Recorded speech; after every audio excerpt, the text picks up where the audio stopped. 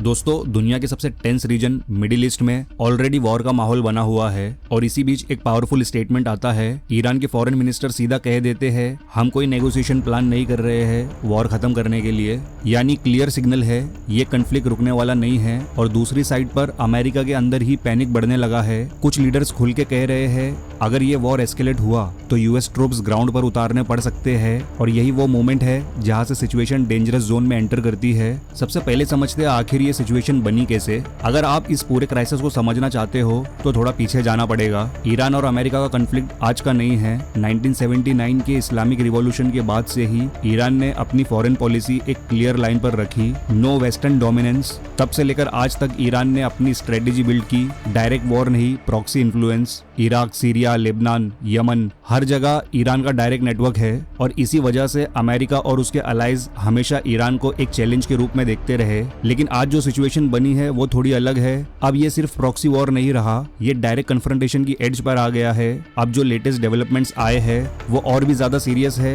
Iran के foreign minister ने clearly बोल दिया है कोई नेगोशिएशन नहीं होगी, यानी ईरान अब कॉम्प्रोमाइज मूड में नहीं है और इसका मतलब सिंपल है, वो अपनी पोजीशन से पीछे नहीं हटने वाला। अब दूसरी तरफ देखो, अमेरिका के अंदर भी एक इंटरनल डिवाइड दिख रहा है। रिपब्लिकन लीडर नैन्सी मेस ने ओपनली बोला मैं ईरान में ग्राउंड ट्रूप्स भेजने के सपोर्ट में नहीं हूँ और ये बात उन्होंने एक कॉन्फिडेंशियल मिलिट्री ब्रीफिंग के बाद कही, यानी ब्रीफिंग के बाद उनका डर और बढ़ गया। इसका मतलब क्या हुआ, सिचुएशन एक्सपेक्टेड से ज्यादा डेंजरस है। मिलिट्री ऑप्शंस सीरियस लेवल पर डिस्कस हो रहे हैं और सिर्फ ये ही नहीं, डेमोक्रेटिक सेनेटर रिचर्ड ब्लूमेंथल ने भी वार्निंग दी, हमें डर है कि हम उस रास्ते पर जा रहे हैं जहां ट्रूप्स ग्राउंड पर उतारने पड़ेंगे। और उन्होंने एक और इम्पोर्टेंट बात बोली, प्रेसिडेंट के जो ऑब्जेक्टिव्स है वो बिना ग्राउंड प्रेजेंस के अचीव नहीं हो सकते, यानी एयर स्ट्राइक्स काफी नहीं होंगे, नेवल पावर काफी नहीं होगा, एंड गेम के लिए बूट्स ऑन ग्राउंड जरूरी हो सकते हैं और वही सबसे बड़ा रिस्क है। अब असली सवाल, ईरान नेगोशिएशन क्यों नहीं कर रहा? इसका आंसर सिंपल नहीं है लेकिन पावरफुल है। ईरान जानता है अगर वो अब पीछे हटा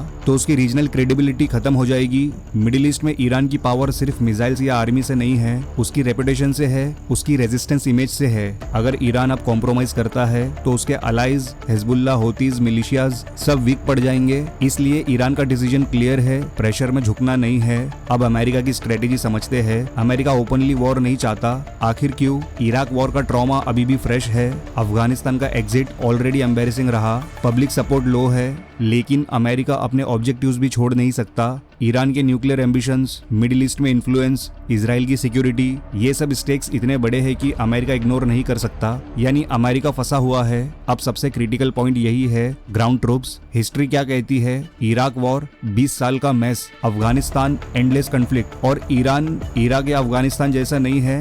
ईरान के पास strong military, advanced missile systems, mountainous geography, proxy network, यानी अगर ग्राउंड इन्वेजन होता है तो वो सिंपल वॉर नहीं होगा, वो लॉन्ग टर्म ट्रैप बन सकता है। इसीलिए यूएस लॉ मेकर्स पैनिक में है। नैन्सी मेस का स्टेटमेंट एक सिग्नल है, रिपब्लिकन कैंप के अंदर भी हेजिटेशन है और ब्लूमेंथल का स्टेटमेंट एक वार्निंग है।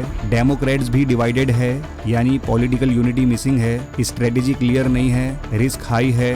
अब ये सिर्फ ईरान वर्सेस अमेरिका का इशू नहीं है। अगर ये वॉर एस्केलेट होता है तो दुनिया के लिए कॉन्सिक्वेंसेस मैसिव होंगे। सबसे पहला इम्पैक्ट, ऑयल।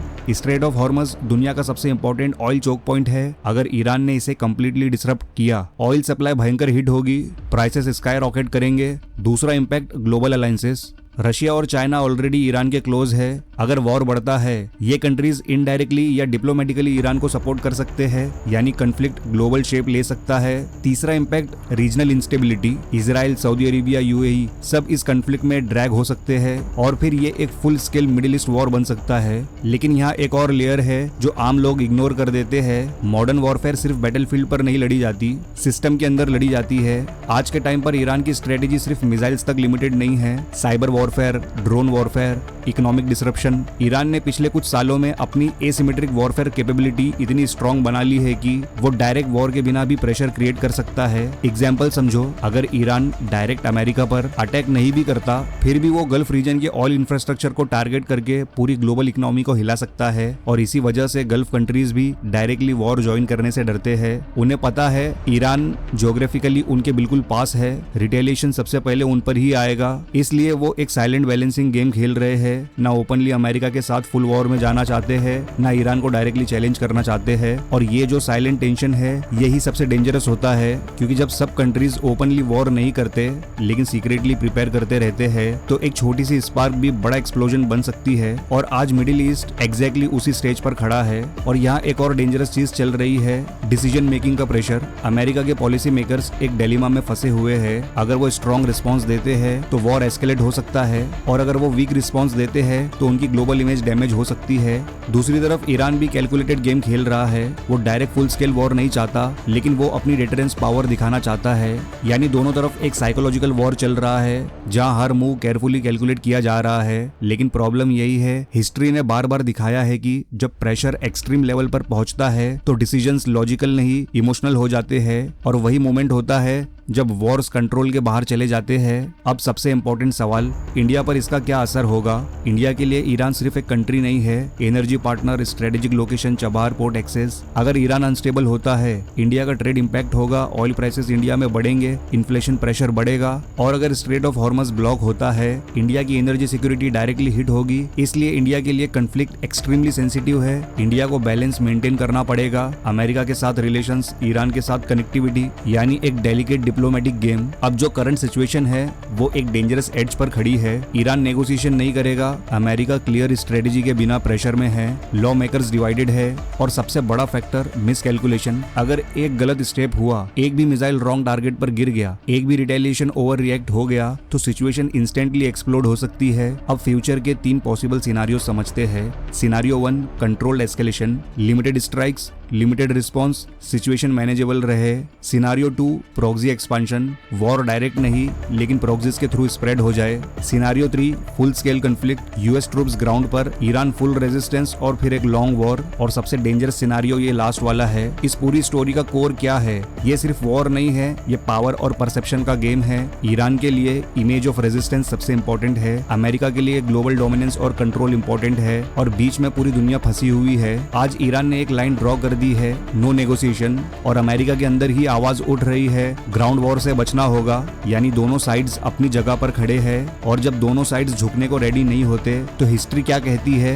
कॉन्फ्लिक्ट रुकता नहीं, बढ़ता है। अब देखना ये है, ये टेंशन डिप्लोमेसी में कन्वर्ट होती है या फिर एक ऐसा वॉर शुरू होता है जो सालों तक खत्म नहीं होगा। तो दोस्तों, इस बारे में आपकी क्या राय है नीचे कमेंट सेक्शन में जरूर बताएं, और ये वीडियो अच्छा लगा हो तो लाइक और शेयर जरूर करना। और अगर इस चैनल पर पहली बार आए हो तो वर्ल्ड डायनामिक्स को सब्सक्राइब जरूर करें, ऐसे ही जियोपॉलिटिकल वीडियोस की नोटिफिकेशंस पहले पाने के लिए। तो मिलते हैं नेक्स्ट वीडियो में एक नए टॉपिक के साथ। Good bye.